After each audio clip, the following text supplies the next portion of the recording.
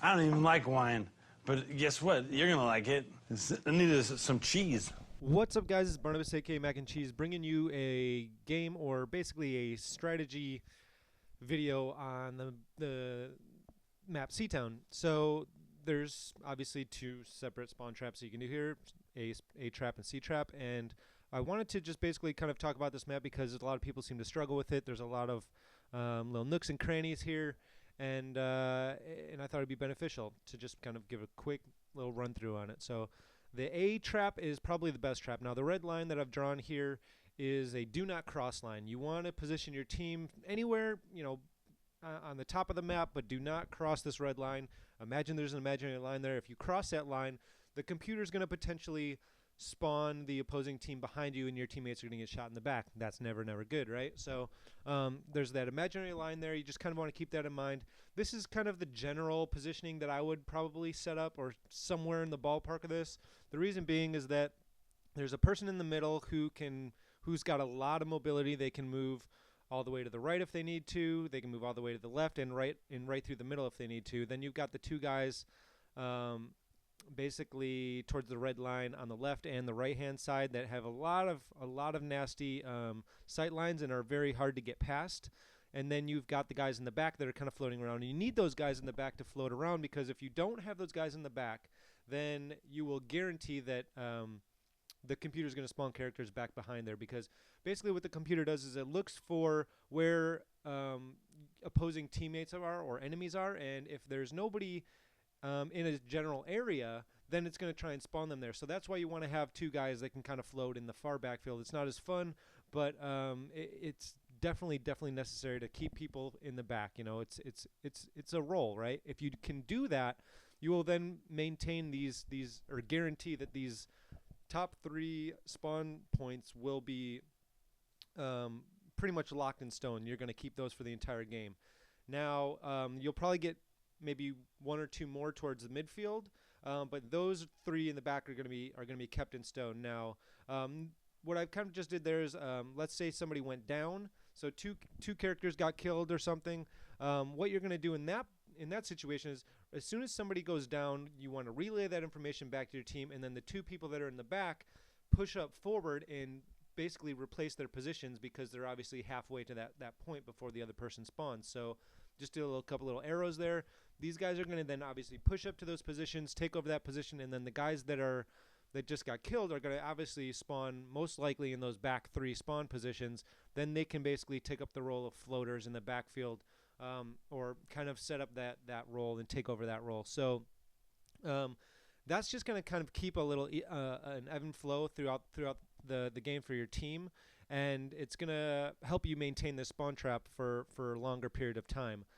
People do get very impatient and they cross that yellow line. They're like, oh, I'm just going to ping, blah, blah, blah. You've heard me say this before, but you don't want to do that stuff. As soon as you cross that red line, that invisible red line, you run a very high risk of the other characters not spawning there. It's just the way the computer works. Now, if you can maintain this spawn trap, these bottom three blue spawns is guaranteed where they're going to spawn the entire match. Now, I've just kind of run through or just kind of showed some of these spots in a private match, just to kind of show you some pretty nasty sight lines and tricks. And, that guy goes down, he jumps up, he gets up into this position. You got a good view of B. You can get guys that come up the ladder, and you can ping them as they're spawning back by A, right?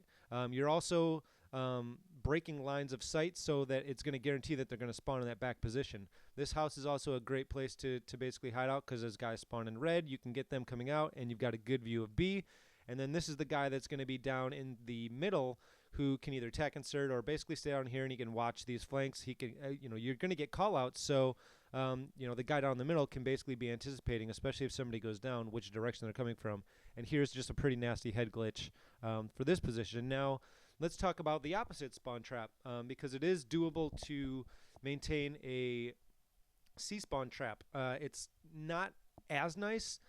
It's a little bit trickier to do, but it is possible to do. The hard part about that is because they're running through a lot of little hallways, it's easy to miss people. Whereas on the flip side, if you got them in the A spawn, they've got to they've got to spawn from A, run in the direction of B in wide open spaces while you're in cover. So that's why the A trap is just a little bit nicer. But again, this one can be done. There's your imaginary line right there. This is your general positioning where people are going to be. It's pretty similar of a layout. You just basically, the other problem with this one is that you will run a slighter risk of having them spawn behind you, because chances are there's that red building that is in cover, and there's the little roundabout building that's in cover, and they could potentially, like right here, you've seen kind of where I've drawn. This is pretty much a guaranteed safe zone where they're not going to spawn once you're in these positions, but you'll see on the bottom right and the bottom left, you run a risk of having them spawn in there, so you guaranteed need to keep 1 or 2 guys in the back floating around those positions so that they don't spawn back there. Now again, I've just kind of illustrated here, what if some guys go down up front? What do you do, right?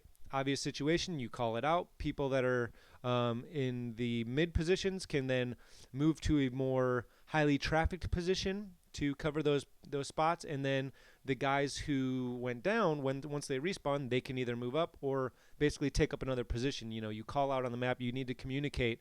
That's what this game is about, teamwork, communication. By doing that, you'll maintain that spawn trap. And right here, again, I've just illustrated the fact that you do run a risk of those guys spawning back there. If you cross that red line, you're guaranteed those spawns are going to flip, and they're potentially going to spawn back in the red house or the little roundabout. But if you don't maintain some guy floating back there at all times, you run the risk there.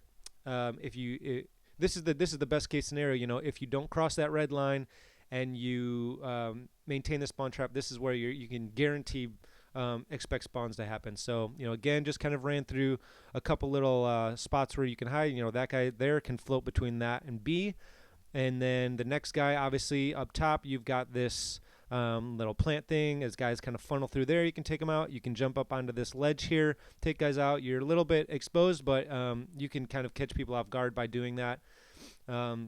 This also has a pretty nice thing, if somebody goes down or somebody says, oh, they got past me, they're on A, you can take cover, or you can take care of A, and you can kind of look through these windows and kind of head glitch these windows, which is pretty nasty as well if somebody tries to get past or whatnot. Yeah, that's pretty much this map in a nutshell. Let me know what you guys think. I'm going to post a gameplay on this map where we kind of dominate. I use a lot of these positions for cover, and but we don't necessarily maintain a strap, or we don't maintain a spawn trap, also known as a strap. For the most part, I do use a lot of those lines of sights to my advantage, and there should be a link up for that if you guys want to check out that video.